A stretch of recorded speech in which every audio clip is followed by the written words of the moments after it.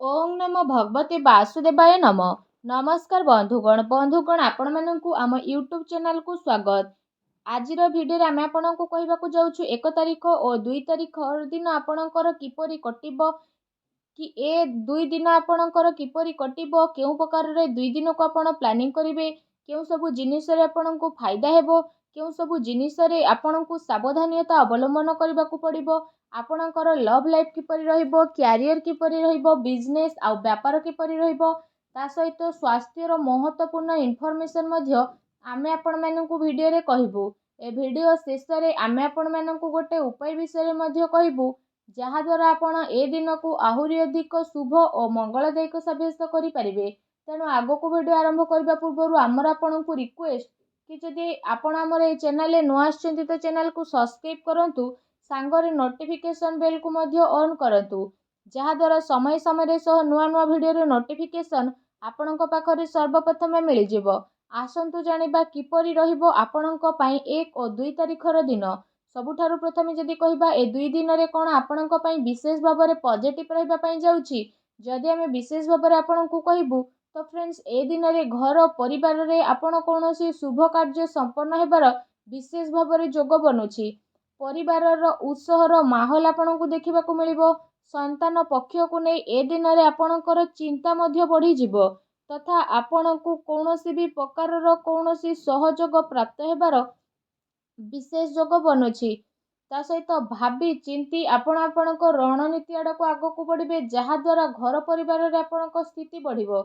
एहा सहित आपणकर विशेष भाव में कौनसी स्वप्न मध्य साकार हेबाकू जाउची सेथिपई निजर कार्य उपरे पूरा रूप रे आपण ध्यान केंद्रित करंतु।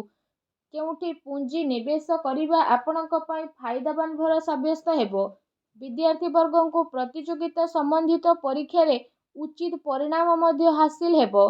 ता सहित आपणकर सबु कार्य विशेष भाव में आसानी रे संपन्न हेबा कारणरू मनरे प्रसन्नता और चिंता भाव मध्य रहिबो।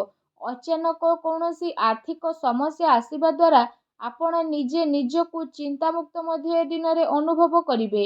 ए समय रे विशेष भाव में ग्रहर स्थिति आपणकर व्यक्तित्व को प्रभावशाली मध्य करिवो। ता सहित समाज रे विशेष भाव में आपणको आपणकर योग्यता द्वारा मान सम्मान मध्य प्राप्त हेबो।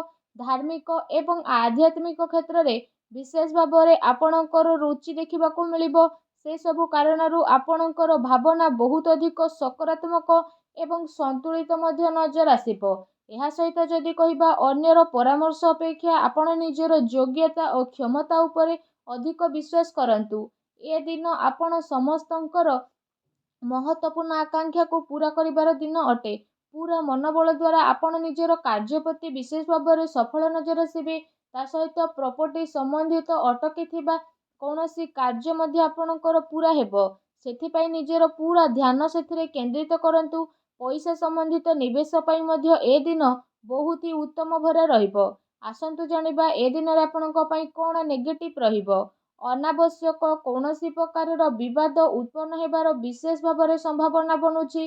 कौनसी व्यक्ति द्वारा विशेष भाव में घरे आपणकर चिंतार माहौल मध्य रहिबो। धन अचल संपत्ति को लेकिन विवाद उत्पन्न हेबार विशेष संभावना आपणक ऊपर बनुची।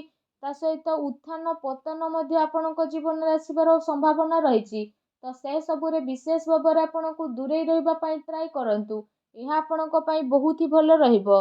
केबे केबे अलस्वामी कारणरू जदि कहिबा आपणक कार्य रे बाधा विघ्न आसी पारे तेणु ध्यान रखंतु कि टिके भूल बुझामणा आपणक आपणकर लक्ष्य ठारू भटकई मध्य पारिबो।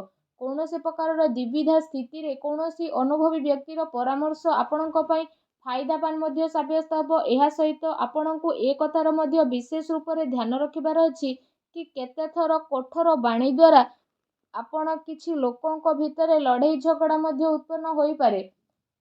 सेथिपई निजर कथबार्ता रे आपण सावधानता अवलंबन करंतु। कामर अधिकता जेहेतु रहिबो तो आपणक शरीर उपरे टिके प्रोब्लेम रहिबो सेथिपई लगातार आराम आपण करंतु। ता सहित प्रतिटी जिनिस को अति आत्मविश्वास भावना सह आपण विशेष भाव में आगक बढ़िबे। इंटरनाल स्थिति आपण आगक बढ़िबे। ए कारणरू जदि कहिबा किछि लोकंक सह संबंध आपणकर खराब मध्य होई पारे। ता सहित मित्रंक सहित आपण आपणकर टाइम को स्पेंड करंतु नाही। ଏହା ସହିତ କୌଣସି ବାହାର ବ୍ୟକ୍ତିଙ୍କର ହସ୍ତକ୍ଷେପ କାରଣରୁ କୌଣସି ଚିନ୍ତା ଆପଣଙ୍କର ଉତ୍ପନ୍ନ ହେବ ଏବଂ ଘରର ବଡ଼ ବୃଦ୍ଧଙ୍କର ଅପମାନ ହେବାର ବିଶେଷ ଭାବରେ ଆଶଙ୍କା ବନୁଛି। ତା ସହିତ ଏ ଦିନରେ ଖର୍ଚ୍ଚର ଅଧିକତା କାରଣରୁ ବଜେଟ୍ ମଧ୍ୟ ଆପଣଙ୍କର ବିଗିଡ଼ି ପାରେ, ତେଣୁ ଟିକେ ସାବଧାନ ହୁଅନ୍ତୁ। ଆସନ୍ତୁ ଜାଣିବା ଏ ଦିନରେ ଆପଣଙ୍କର ଲଭ୍ ଲାଇଫ୍ କିପରି ରହିବ। ପତି ପତ୍ନୀଙ୍କର ଆପୋଷିକ ମଧୁର ସମ୍ବନ୍ଧ ରହିବ। ବ୍ୟସ୍ତତା ପରେ ମଧ୍ୟ ପରିବାର ପାଇଁ ଆପଣ ଟାଇମ୍କୁ ବାହାର କରିବେ ଆଉ ଘରର ବାତାବରଣକୁ ଆହୁରି ଅଧିକ ଖୁସି ଭରା ମଧ୍ୟ କରିଦେବେ। ପରିବାର ସହିତ ମନୋରଞ୍ଜନ ଏବଂ ସପିଂରେ ଏ ଦିନରେ ଆପଣ ଆପଣଙ୍କ ଟାଇମ୍କୁ ସ୍ପେଣ୍ଡ କରିବେ। ଏହାଦ୍ୱାରା ଘରେ ଖୁସିର ମାହୋଲ ଆହୁରି ଅଧିକ ରହିବ। ତା ସହିତ ଅବିବାହିତ ଲୋକଙ୍କ ପାଇଁ ଏ ଦିନରେ କୌଣସି ଭଲ ସମ୍ପର୍କ ମଧ୍ୟ ଆସିପାରେ, ଯାହାଦ୍ୱାରା ତାଙ୍କ ମନ ବହୁତ ପ୍ରସନ୍ନ ମଧ୍ୟ ରହିବ। ଆସନ୍ତୁ ଜାଣିବା ଏ ଦିନରେ ଆପଣଙ୍କର ବ୍ୟବସାୟ କ୍ୟାରିୟର କିପରି ରହିବ। ପୂର୍ବ କିଛି ଦିନରୁ ଯଦି କହିବା ଯେଉଁ ବିଜନେସରେ ଆପଣଙ୍କର ଭଲ ବାତଚିତ ଚାଲି ଆସୁଥିଲା, ତ ଏବେ ସେସବୁର ବହୁତ ଭଲ ପରିଣାମ ସାମ୍ନାକୁ ମଧ୍ୟ ଆସିବାକୁ ଯାଉଛି। ମହତ୍ତ୍ୱପୂର୍ଣ୍ଣ ଉପଲବ୍ଧି ଏ ଦିନରେ ଆପଣଙ୍କୁ ବିଶେଷ ଭାବରେ ପ୍ରାପ୍ତ ହେବ। ଚାକିରି ପେଶା ବ୍ୟକ୍ତିଙ୍କର କୌଣସି ଟାର୍ଗେଟ ପୂରା ହେବା କାରଣରୁ ଖୁସି ଅନୁଭବ କରିବେ। ବ୍ୟବସାୟିକ ସ୍ଥଳରେ ଯଦି କହିବା, ବିଶେଷ ଭାବରେ ଆପଣଙ୍କର ସ୍ଥିତି ବଢ଼ିବ। କର୍ମଚାରୀଙ୍କର ନିଜର କାର୍ଯ୍ୟ ପ୍ରତି ସମ୍ପୂର୍ଣ୍ଣ ରୂପରେ ସହାନୁଭୂତି ଭାବ ରହିବ। ଯେଉଁ କାରଣ ପାଇଁ ଯଦି କହିବା, କାମ ସମୟର ସହ ଆପଣଙ୍କର ପୂରଣ ନଜର ମଧ୍ୟ ବିଶେଷ ଭାବରେ ଆସିବ। ତା ସହିତ ପ୍ରପର୍ଟି ବ୍ୟବସାୟ ସହ ଜଡ଼ିତ ଲୋକଙ୍କର ବିଶେଷ ଭାବରେ କୌଣସି ବଡ଼ ଡିଲ୍ ହେବାର ସମ୍ଭାବନା ରହିଛି। ତା ସହିତ ପବ୍ଲିକ୍ ଡିଲିଂରେ ଆପଣଙ୍କୁ ବିଶେଷ ଭାବରେ ଲାଭ ପ୍ରାପ୍ତି ହେବ। ଚାକିରି ପେଶା ବ୍ୟକ୍ତିବିଶେଷଙ୍କୁ କୌଣସି ଅଫିସିଆଲି ଯାତ୍ରା ମଧ୍ୟ କରିବା ପାଇଁ ପଡ଼ିପାରେ। ମିଡ଼ିଆ ତଥା ମାର୍କେଟିଂ ସମ୍ବନ୍ଧିତ ବ୍ୟବସାୟ ସହ ଜଡ଼ିତ ବ୍ୟକ୍ତିବିଶେଷମାନେ ଆପଣ ବହୁତ ଭଲ ଉପଲବ୍ଧି ମଧ୍ୟ ପ୍ରାପ୍ତ କରିବେ। ସେଥିପାଇଁ ଆପଣ ଆପଣଙ୍କ ସମ୍ପର୍କ ସୂତ୍ରଙ୍କ ସହିତ ଅଧିକରୁ ଅଧିକ ଟାଇମ୍କୁ ସ୍ପେଣ୍ଡ କରନ୍ତୁ। ତା ସହିତ ଏ ଦିନ ଆପଣଙ୍କୁ କାର୍ଯ୍ୟ କ୍ଷେତ୍ରରେ ପରିଶ୍ରମର ଅନୁରୂପ ଉଚିତ ପରିଣାମ ମଧ୍ୟ ହାସିଲ ହେବ, ଯେଉଁ କାରଣ ପାଇଁ ଆପଣଙ୍କ ମନ ବହୁତ ହି ପ୍ରସନ୍ନ ରହିବ। ଆସନ୍ତୁ ଜାଣିବା ଏ ଦିନରେ ଆପଣଙ୍କର ସ୍ୱାସ୍ଥ୍ୟ କିପରି ରହିବ। ଯଦି କହିବା ଏ ଦିନରେ ଆପଣଙ୍କୁ କୌଣସି ବି ସମୟରେ ଥକାପଣ ବା କମଜୋରି ମଧ୍ୟ ଅନୁଭବ ହୋଇପାରେ। ସେଥିପାଇଁ ଆପଣ ଆପଣଙ୍କର ଖାଦ୍ୟପାନ ଉପରେ ବିଶେଷ ରୂପରେ ଧ୍ୟାନ ଦିଅନ୍ତୁ। ଏହା ସହିତ ଆପଣ ବିଶେଷ ଭାବରେ ଆୟୁର୍ବେଦିକ ଜିନିଷର ଅଧିକରୁ ଅଧିକ ସେବନ କରନ୍ତୁ। ଏହା ଆପଣଙ୍କ ପାଇଁ ବହୁତ ଭଲ ରହିବ। ତା ସହିତ ନିଜ ସ୍ୱାସ୍ଥ୍ୟକୁ ଆହୁରି ଅଧିକ ଭଲ ରଖିବା ପାଇଁ ଆପଣ ପ୍ରତ୍ୟେକ ଦିନ ଯୋଗ କରନ୍ତୁ, ବ୍ୟାୟାମ କରନ୍ତୁ ଏବଂ ସୁସ୍ଥ ରୁହନ୍ତୁ। ଆସନ୍ତୁ ଜାଣିବା ଏ ଦିନରେ ଆପଣଙ୍କ ପାଇଁ କ'ଣ ବିଶେଷ ଉପାୟ ରହିଛି।